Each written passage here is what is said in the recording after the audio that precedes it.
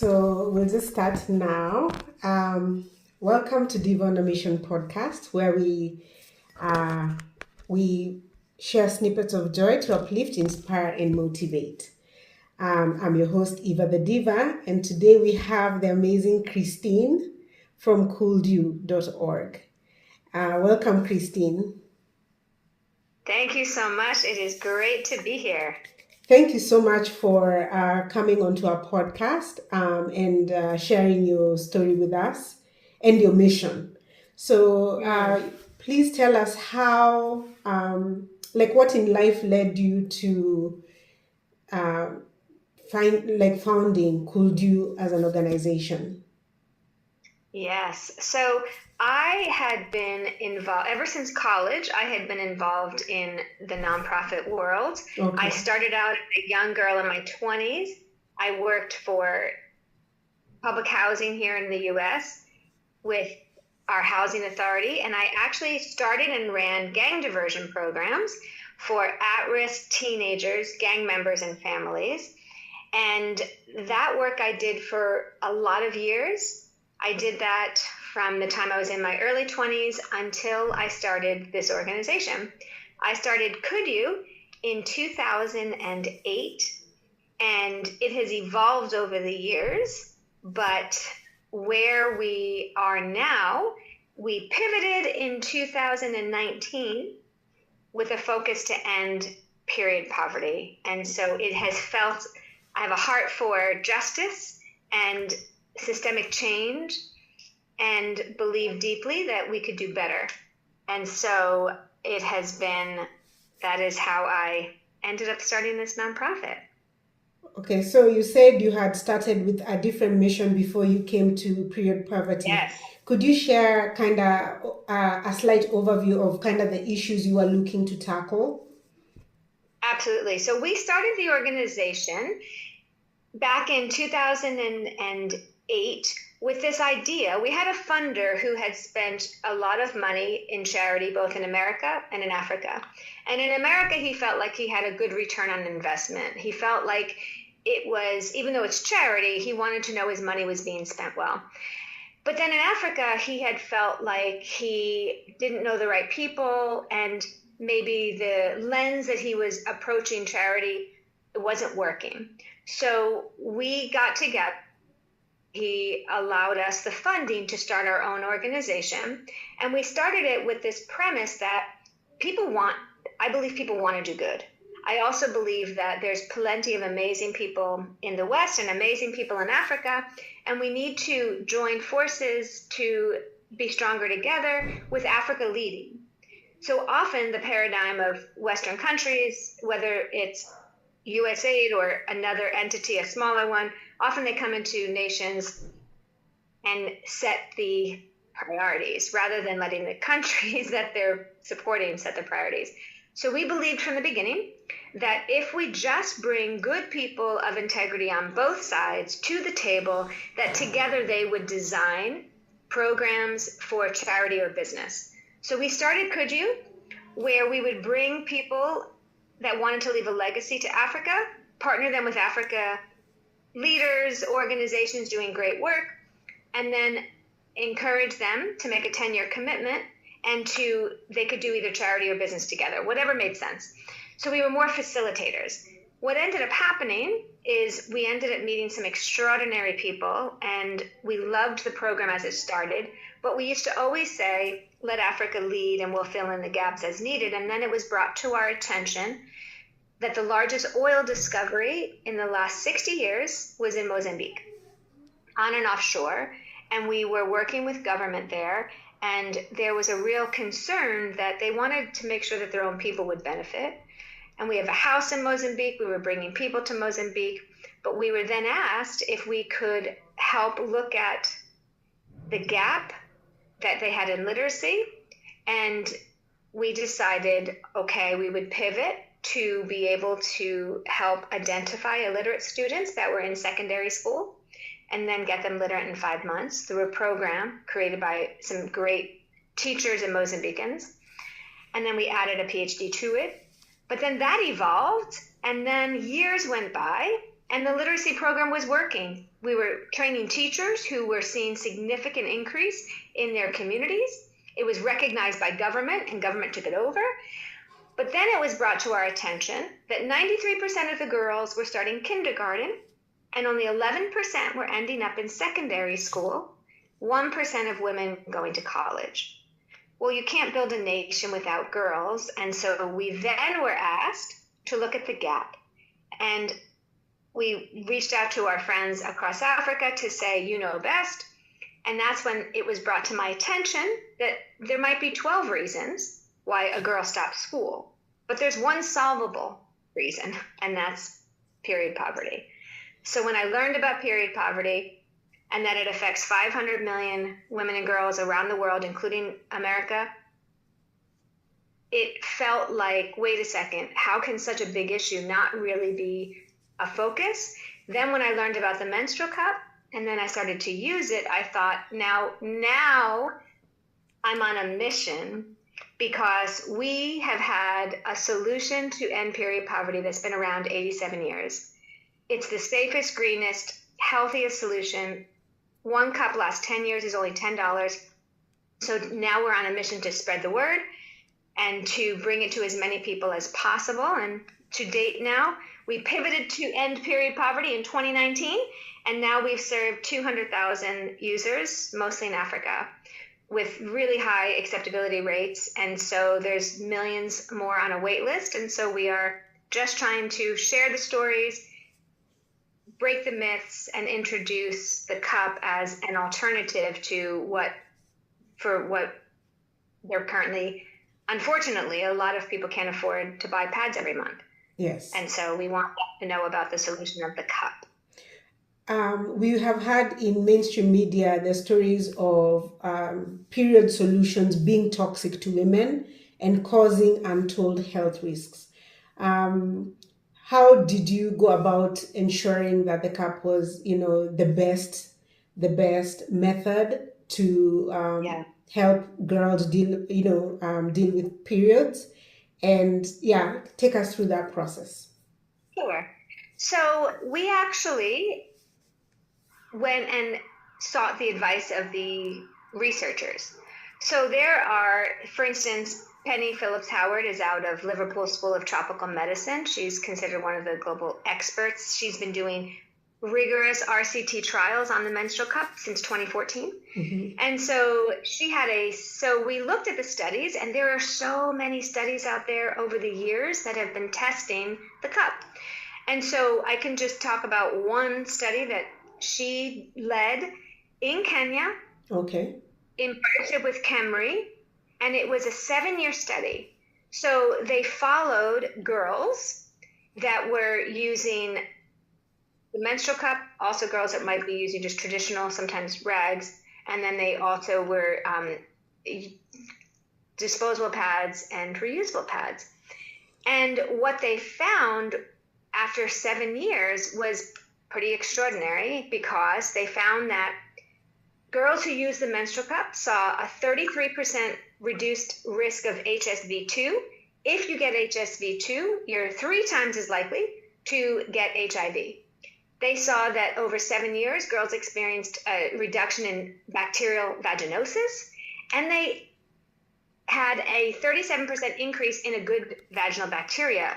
So what we did is just research and see that there is lots of studies out there that show the cup is safe, even in rural Africa. And what was happening is a lot of the global funders, all the global funders, were saying, we know the cup works in Europe and America, but we don't think it works in Africa. That's when we decided to take it to African communities led by local NGOs so that there's cultural context to just ask. And what we found was, as well as it works in America and Europe, it works in Africa, as long as you're partnering with local NGOs who are answering the questions the community might have, getting community blessing, having doctors and nurses speak about whatever questions they have. And then what we found is the more a community was using just a rag, the more likely they were to want to try something. And it wasn't like they were trying a substandard product. it truly is. I mean, we see it, they're selling the same cup here in America for $47. You see, all over Europe, women have been using it for years. And to me, it feels like, then why are we not adding it into our development projects as an option? Because what the problem is, you've got all these countries who put budgets together that is giving free pads to girls. But if you go look at the budgets, and these budgets range from $7.5 million to $13 million to $20 million a year. But if you really look at how it plays out, often they're only giving girls between 8 and 12 disposable products in a year. That's not solving anything. That doesn't even meet their need for a month. Yeah. To me, it's a waste of money. And so we feel like, what if you could give a girl a solution that lasted 10 years? Wouldn't that change the game? And we think so. So that is how we didn't have to do our own research. What we did is looked at the current research. Then we were encouraged to hire a PhD and start to publish our own research as well. And so we did that as well. Oh, that's fantastic. What does the supply chain for these cups look like? And is there a way to create a solution where these cups are manufactured somewhere near where the girls who end up using them are? Yeah. So in the beginning, when we started this work, we reached out to all the cup companies and said, could you donate cups to us? And people were able to give us some. What we found, though, over time is the need is much greater than a company can donate to us. So we decided to manufacture our own cup in California. And then we partner with African distributing partners. So one in East Africa, one in West Africa, people who do great work anyway, who love the cup.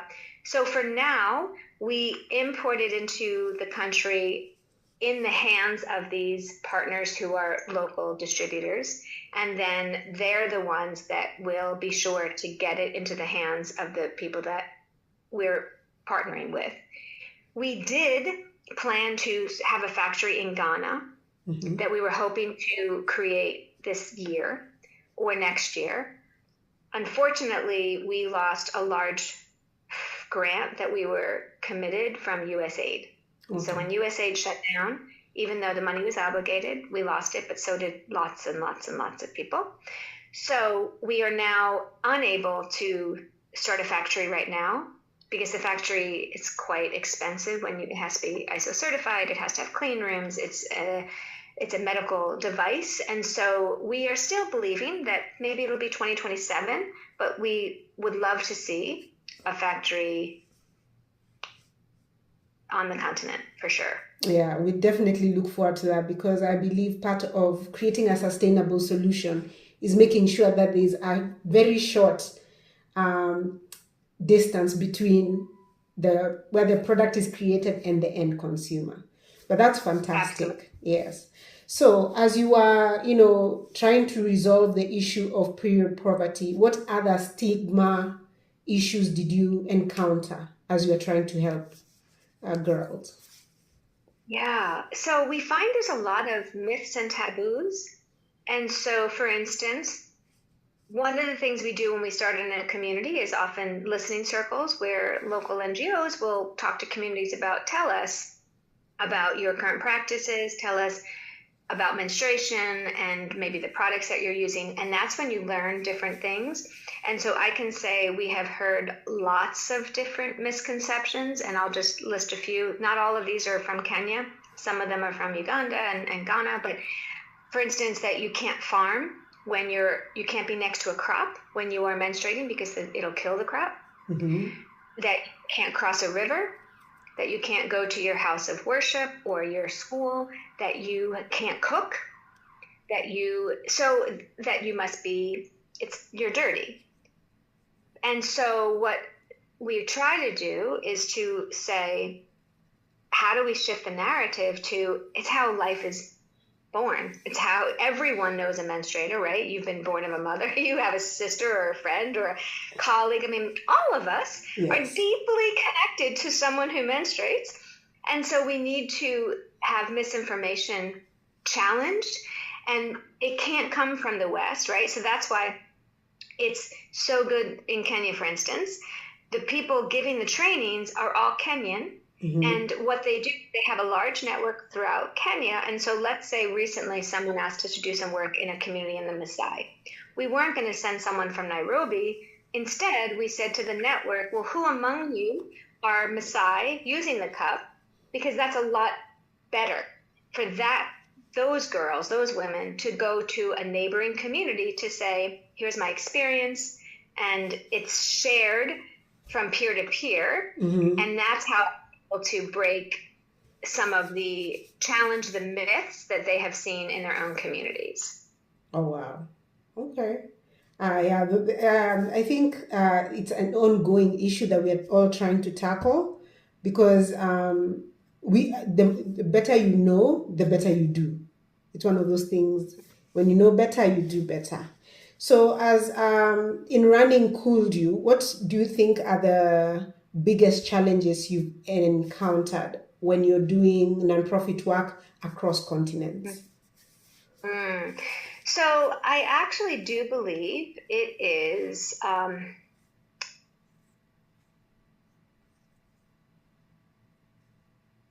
think we need an office of common sense. Here's what I find. Yes. I am flabbergasted mm-hmm. when I see people in power, whether it's a highest level. So I'm not going to say countries, right? But maybe it's a president, maybe it's a minister, maybe it's a head of a huge foundation. But when you see people mm-hmm. who are making decisions for the masses, who are misinformed, then spreading the misinformation. So when you have someone like that who can say, oh, the cup works beautifully in America, but it doesn't work in Africa for cultural, religious reasons or lack of water, when that isn't the case, mm-hmm. that is frustrating. Or when you hear someone say, well, you can't use the cup because it'll break the hymen, and we care about virginity, and yet they have a high community teen pregnancy rate of 40%. There feels like we need to talk about what is a hymen. Mm-hmm. How is it that you could not even have a hymen because of sports that you've engaged in, but you're still a virgin? Like, it feels, so to me, what is most frustrating is I feel like there is too much misunderstanding, and the menstrual cup got dismissed for years as it's not the right option for the developing world, even though it is the only scalable, it's the only reasonably priced because it lasts so long. So it felt like everyone was promoting just the reusable pad. And I think the reusable pad is good, especially for primary school. So in an ideal world, I think if you're going to say students must have a uniform, mm-hmm. we ought to consider how do we make sure menstrual products might be a part of the uniform, because what happens when you're bleeding on a rag? Well, you can't go to school. Or worse, they said that ever since COVID at the World Health Assembly, that the number of girls having transactional sex for a box of pads has increased significantly, which in turn has increased child marriage and teen pregnancy. To me, it feels like those are big issues. Yes. And so we've overcomplicated them.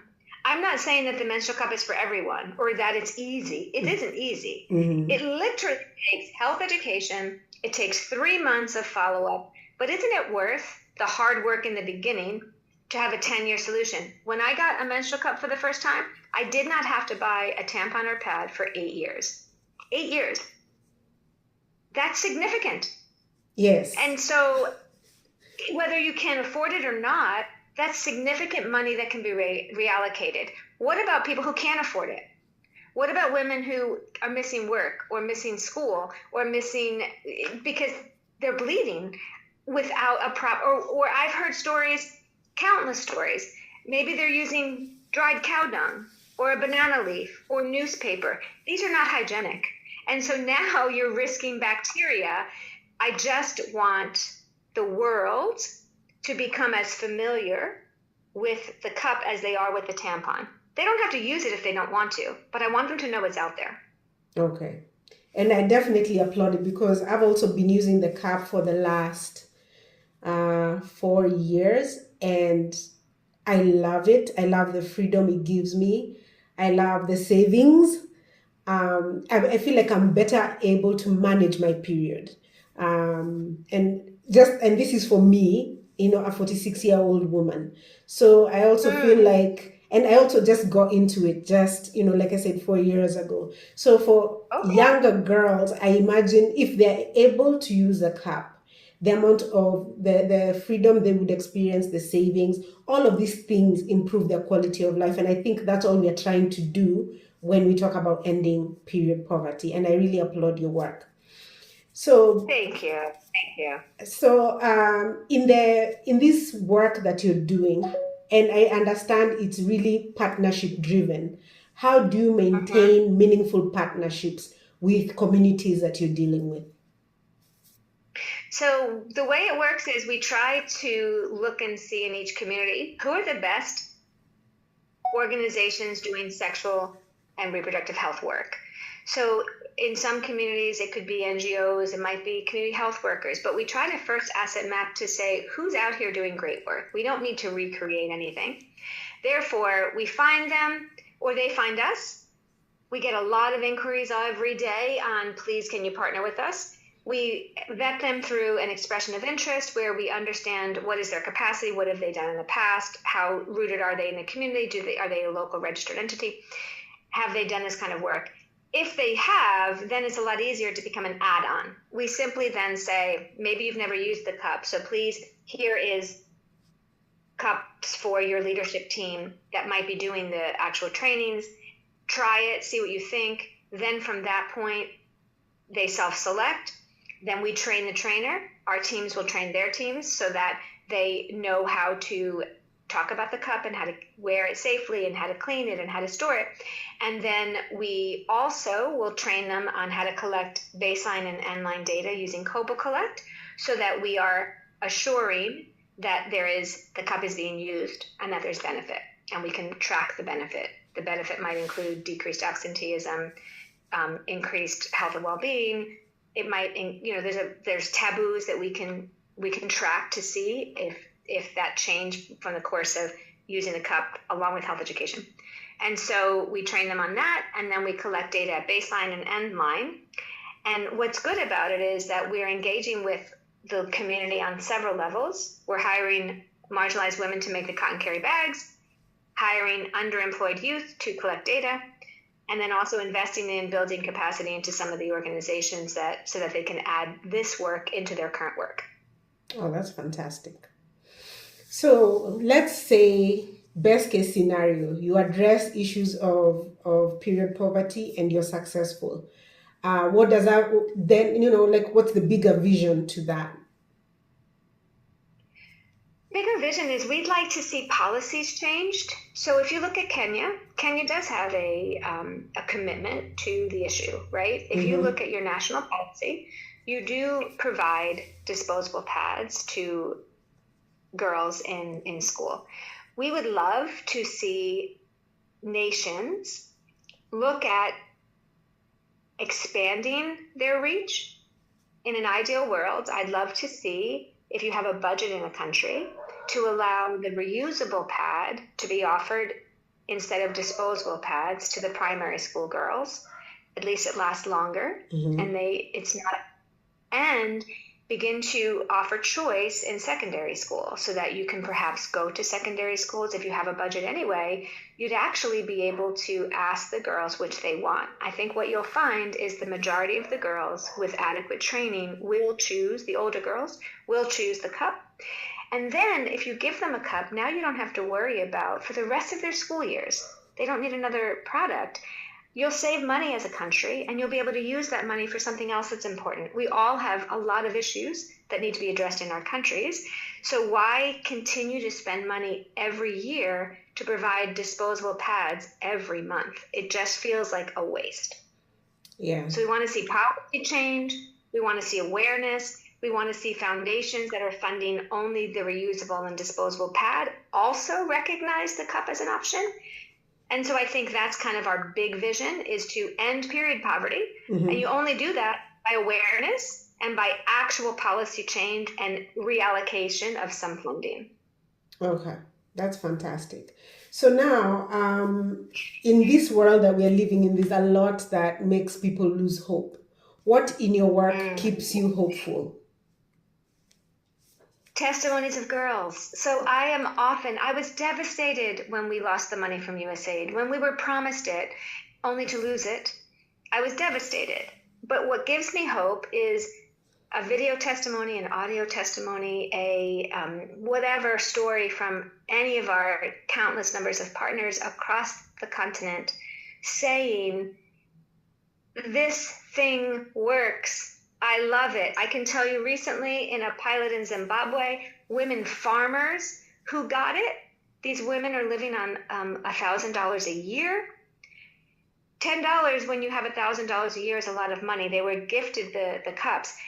After some time, they came back and said, how do we buy these for our communities, for our girls? To me, that is testimony of, now they don't have a way to buy it right now, but we are thinking through partnering with some savings and loans groups as a way to, have it now and pay it over time, because they want it. So to me, when a girl says, I've not had to have sex for a box of pads ever since I used the cup, or I haven't missed school, I'm not sitting on sand, digging a little hole and bleeding into it, I'm not using newspapers, that is what keeps us going. It is stories of individual people who can share tangible ways that $1 a year product is changing their current story, and I love it. Oh, that's fantastic. And I feel like, it's the best way to change the world, one girl at a time. And I really, really appreciate your work. I appreciate you coming on to Diva On A Mission podcast. Where can people reach you if they want to partner with you? Thank you. So if you want to partner with us in Kenya or anywhere that you might be listening from, you can find us on, you can email either info, at CouldYou.org, CouldYou.org. You can go on our website, www.CouldYou.org. We have an office in Kibera. We have a team across Africa that we partner with. Again, they're already with other NGOs locally. We're not trying to build a CouldYou empire. We're trying to just partner with local entities. So we have access. So just reach out to us and we'll connect you to our closest partner to where you are. If you're interested there's a few ways that some people are now saying, I want to get on a wait list to get a free cup when we can raise the money. Other people are saying, I would like to get a cup for a girl, or I'd like to get my own cup. We're actually starting to be able to allow for that to happen in Kenya and Uganda and some other places. So reach out to us and we will get back to you with a way to partner with us. Oh, fantastic. So thank you so much. I know we are out of time, but I know this message is well received and I am sure it will be a great benefit to many, many people. Well, thank you so